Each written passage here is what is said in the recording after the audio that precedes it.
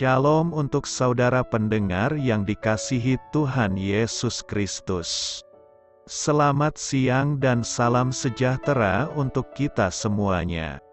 Selamat datang kembali di renungan siang dan doa siang pada hari ini. Semoga saudara yang terkasih dalam keadaan sehat selalu. Kiranya damai dan sukacita Roh Kudus melimpah di dalam hati dan pikiran saudara saat ini. Sebelum kita mulai renungan pada siang hari ini, marilah kita bersama-sama berdoa. Bapa di kerajaan sorga, terima kasih atas penyertaan yang Engkau berikan kepada saya atas siang hari yang indah ini. Terima kasih telah memberi saya kesempatan untuk selalu dapat bersyukur atas segala pekerjaan yang aku kerjakan. Maka dari itu, saya mohon sertailah selalu diri ini sepanjang hari ini. Terima kasih atas berkat Tuhan hingga saat ini aku masih bisa merasakan kebaikan Tuhan dan buatlah agar bibirku selalu mengucap syukur kepadamu. Tuhan Yesus Kristus, terima kasih pada saat ini saya masih bisa bekerja. Tuhan, saat ini saya akan memulai pekerjaan saya. Berkatilah pekerjaan ini dan sertailah sepanjang saya selama bekerja pada hari ini, agar menjadi berkat bagiku, bagi keluargaku dan juga tempat saya bekerja. Berkati seluruhnya di siang hari ini agar berjalan dengan baik dan menjadi berkat untuk kami jalani bersama dengan anak Tuhan yang lainnya. Dalam nama Tuhan Yesus, aku berdoa. Amin. Sahabat saudara rohani, pembacaan ayat emas Alkitab renungan kita siang hari ini. Nats bacaan kita siang hari ini adalah, biarlah rohmu menyala-nyala. Tertulis di dalam kitab Roma 12 ayat 11, bacaan kita pada siang ini terambil dari kitab Roma 12 ayat 9 sampai dengan ayat 12. Hendaklah kasih itu jangan pura-pura, jauhilah yang jahat dan lakukanlah yang baik. Hendaklah kamu saling mengasihi sebagai saudara dan saling mendahului dalam memberi hormat.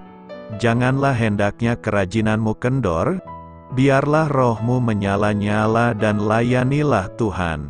Bersukacitalah dalam pengharapan, sabarlah dalam kesesakan, dan bertekunlah dalam doa.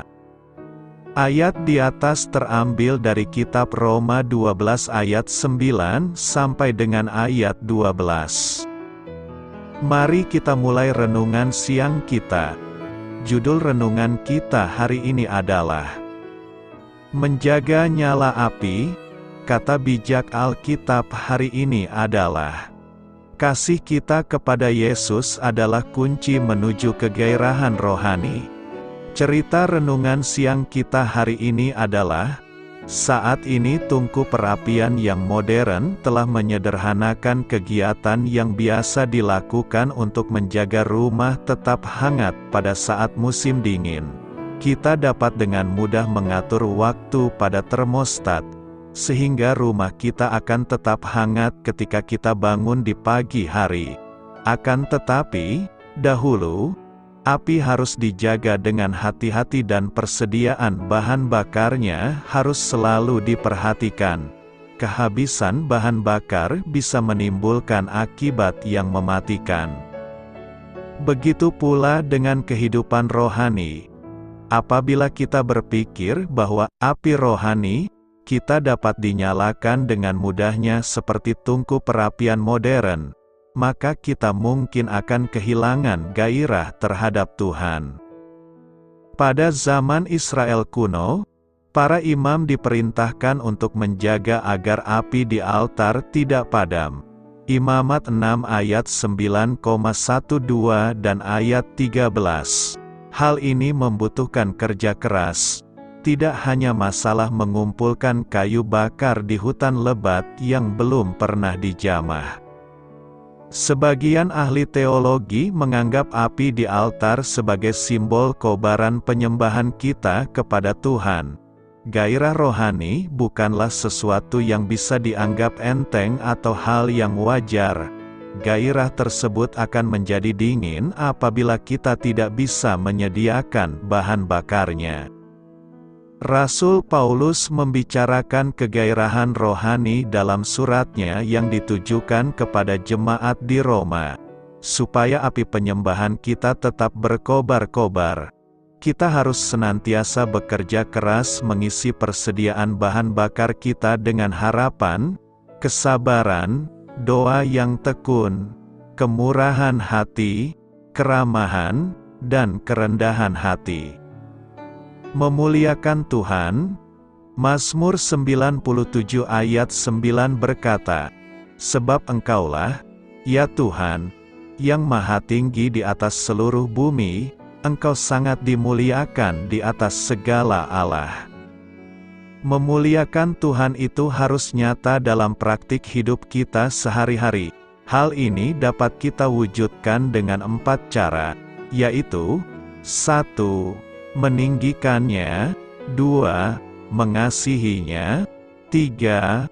Beribadah kepadanya, dan 4. Mendedikasikan diri baginya. Memuliakan Tuhan berarti kita meninggikan Tuhan di dalam hati, pikiran dan perbuatan kita. Ya Tuhan, Tuhan kami, betapa mulianya nama-Mu di seluruh bumi, keagungan-Mu yang mengatasi langit dinyanyikan, sebab Engkaulah, ya Tuhan, yang maha tinggi di atas seluruh bumi. Engkau sangat dimuliakan di atas segala Allah. Memuliakan Tuhan lahir dari hati yang mengasihinya. Kasihilah Tuhan, Allah-Mu, dengan segenap hatimu dan dengan segenap jiwamu dan dengan segenap akal budimu dan dengan segenap kekuatanmu. Memuliakan Tuhan dinyatakan dengan beribadah kepadanya. Berilah kepada Tuhan kemuliaan namanya. Sujudlah kepada Tuhan dengan berhiaskan kekudusan. Beribadahlah kepada Tuhan dengan sukacita.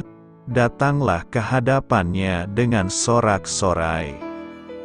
Memuliakan Tuhan akan mendatangkan dampak yang besar ketika kita mendedikasikan diri baginya. Sebab segala sesuatu adalah dari Dia, dan oleh Dia, dan kepada Dia. Bagi Dialah kemuliaan sampai selama-lamanya. Karena itu, saudara-saudara, demi kemurahan Allah aku menasihatkan kamu, supaya kamu mempersembahkan tubuhmu sebagai persembahan yang hidup, yang kudus dan yang berkenan kepada Allah. Itu adalah ibadahmu yang sejati. Janganlah hendaknya kerajinanmu kendor, biarlah rohmu menyala-nyala dan layanilah Tuhan. Bersukacitalah dalam pengharapan, sabarlah dalam kesesakan, dan bertekunlah dalam doa. Bantulah dalam kekurangan orang-orang kudus dan usahakanlah dirimu untuk selalu memberikan tumpangan. Karena itu, muliakanlah Tuhan dengan meninggikannya, mengasihinya, beribadah kepadanya, dan mendedikasikan diri baginya. Mengapa Allah membawa Elia ke surga dengan kereta api? Kisah tentang Elia, Nabi besar Israel, diangkat ke surga terdapat dalam 2 Raja-Raja 2 ayat 1-18. Bab itu dimulai ketika Tuhan hendak mengangkat Elia ke surga dalam angin puyuh. Alkitab tidak benar-benar mengatakan bahwa Elia naik ke surga dengan kereta api. Tetapi itu asumsi, karena ada kereta api dan kuda api di tempat kejadian, bersama dengan angin puyuh. Masuk akal jika Elia menaiki kendaraan yang berhenti di depannya. Kita tidak tahu apakah Elia sadar bahwa dia akan naik ke surga dengan cara yang begitu spektakuler. Tetapi dia tahu bahwa dia akan diambil dari Elisa. anak didiknya. Elia berkata kepada Elisa, "Katakan padaku, apa yang bisa aku lakukan untukmu sebelum aku diambil darimu? Biarlah aku mewarisi 2 bagian dari rohmu." Jawab Elisa. Elia menyadari permintaan itu bukan dia yang mengabulkannya. Oleh karena itu, dia membuat pemenuhan permintaan bergantung pada kondisi yang semata-mata ada di tangan Tuhan. Elia menjawab, "Kamu telah meminta hal yang sulit. Namun jika kamu melihat aku ketika aku diambil darimu, itu akan menjadi milikmu, jika tidak, itu tidak akan." Meminta 2 bagian dari roh Elia merupakan singgungan terhadap hak anak sulung yang dijelaskan dalam Ulangan 21 ayat 17 dan menunjukkan bahwa permintaan Elisa adalah untuk menjadi pewaris jabatan dan karunia kenabian Elia. Menanggapi permintaan itu, Elisa memang menyaksikan keluarnya Elia yang paling menakjubkan. Ketika mereka sedang berjalan dan berbicara bersama, tiba-tiba sebuah kereta api dan kuda api muncul dan memisahkan mereka berdua, dan Elia naik ke surga dalam sebuah angin puyuh. Moda transportasi yang Tuhan pilih untuk Elia mengandung beberapa simbol penting. Kuda berbicara tentang kekuatan dan kecepatan. Kereta berbicara tentang perlindungan dan kemenangan. Seluruh makhluk, dari api, berbicara tentang kemuliaan. Tuhan membawa hamba-Nya dengan cepat, penuh kemenangan ke dalam kemuliaan surga, menjaga jiwanya sepanjang jalan. Nabi yang telah menunjukkan semangat yang berapi-api untuk Tuhan dan yang benar-benar memanggil api dari surga beberapa kali sekarang dibawa ke surga dalam api. Cara Elia diangkat ke surga, dengan kereta dan kuda api, mungkin terutama demi Elisa. Tuhan mengabulkan permintaan Elisa untuk menerima 2 kali lipat dari kekuatan Elia, dan Tuhan memastikan bahwa Elisa tahu syaratnya telah terpenuhi. Elisa harus melihat Elia diangkat, dan tidak mungkin dia melewatkan tontonan yang Tuhan tunjukkan. Dengan membawa Elia ke surga dengan cara yang berapi-api dan berbadai, Tuhan meyakinkan Elisa bahwa dia akan menggantikan Elia dalam jabatan kenabian dengan kekuatan ilahi 2 kali lipat. Melihat Elia pergi ke surga dengan kuda-kuda yang menyala-nyala, kereta berapi, dan angin puyuh akan memiliki pengaruh yang besar pada Elisa sepanjang pelayanannya. Jika dia ragu bahwa dia telah dipilih oleh Tuhan, dia dapat mengingat kemuliaan yang dia saksikan malam itu, jika pernah dia mempertanyakan kekuatan Tuhan. Peragaan kuasa Allah yang luar biasa kepada Elisa membuatnya cocok untuk pelayanan.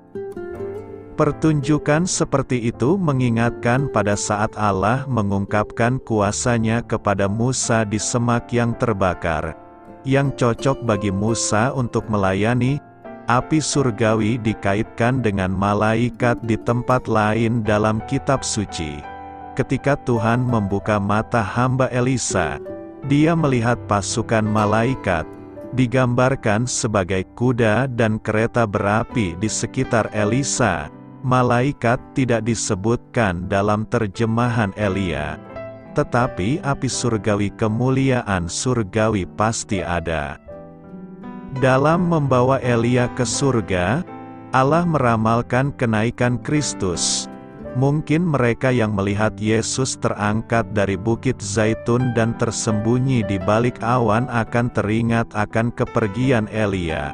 Murid-murid yang menyaksikan kenaikan Yesus melayani Tuhan dengan pengabdian sepanjang sisa hidup mereka, seperti yang dilakukan Elisa. Selamat memulai karya dalam minggu ini untuk Tuhan. Doa saya menyertai saudara sekalian. Saya memberkati Anda agar sewaktu Anda mencarinya dari Dia, Bapa Surgawi Anda akan memberikan bagi Anda roti harian Anda.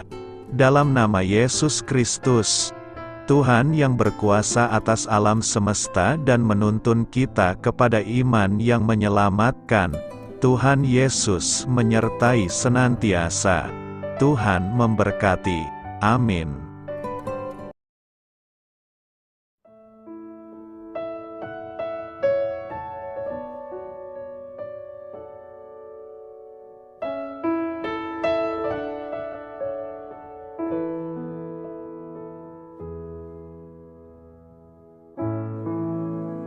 Demikianlah renungan firman Tuhan pada siang hari ini. Semoga menjadi kekuatan di dalam hidup kita dan menjadikan kita pribadi yang lebih sukses. Sebelum kita memulai aktivitas hari ini, marilah kita berdoa. Bapa kami yang ada di sorga, terima kasih atas kasih dan kebaikan Tuhan yang begitu besar buat kami. Tuntunlah perbuatanku agar di sepanjang hari ini saya bisa bekerja sebaik-baiknya, tidak pernah jemu menolong sesama, selalu ramah dan tahu terima kasih, menghayati iman dan mengamalkannya dengan sekuat tenagaku. Semua ini saya sampaikan kepadamu, dengan pengantaraan Kristus, Tuhan kami.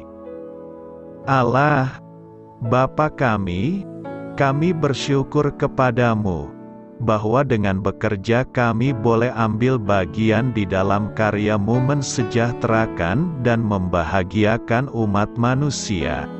Kami mohon bimbingan-Mu dalam melaksanakan pekerjaan kami hari ini. Bimbinglah kami agar sanggup bekerja dengan semangat kasih, dengan riang, rajin dan jujur. Terima kasih, Tuhan. Amin. Dalam nama Tuhan Yesus Kristus Tuhan dan Juru Selamat kami, Bapa kami yang baik, kami mengucap syukur dan berdoa. Amin. Biarlah firman Tuhan menjadi pengingat untuk kita semua, bahwa tuntunan dari Roh Kudus akan selalu memberi jalan keluar bagi setiap permasalahan hidup kita, dan memberi kedamaian di hati kita. Amin. Sampai jumpa di renungan siang saudara rohani berikutnya. Shalom.